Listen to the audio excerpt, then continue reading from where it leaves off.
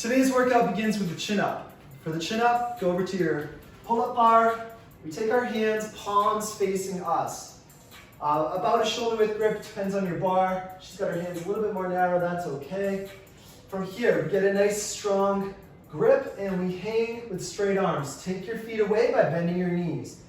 To pull up, we drive the shoulders and elbows in, down and back, leaning back, pulling all the way up to the bar. Go back down with nice control. Just like that. If your chin up is too challenging, you might not have one established yet, you can do this method of the eccentric chin up. So you stand up on a stool or a chair, hop up to the top of the position, your chest is up to the bar, your shoulders are down and back, you go down very slow back to the hang. And then just repeat that. Stand back up and get back up there. If the chin up is too easy, you can load it, make it more difficult with a dumbbell between your thighs, a bag hooked over your shoulders, a loaded bag. An alternative for the chin up today, we have the bent over row. For the bent over row, we'll do our standard version with a pair of dumbbells.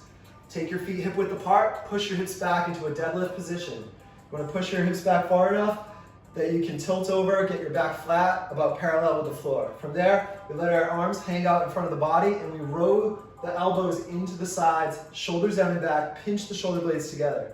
Back to the straight arm position, just repeat that.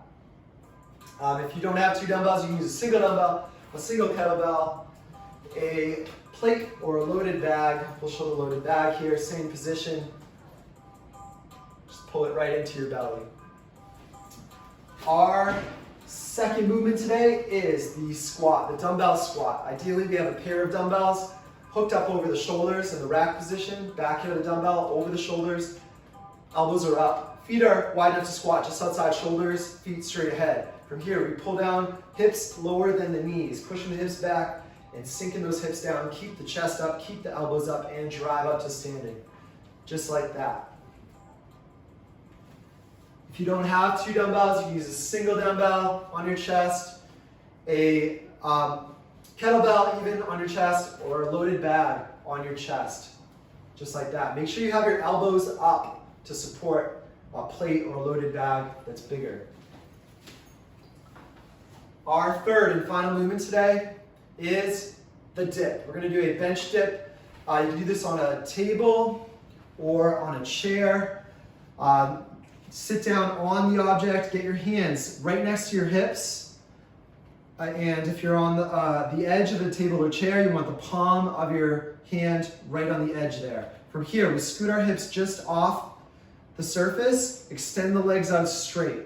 We're going to lower our hips down by bending our elbows, leaning forward.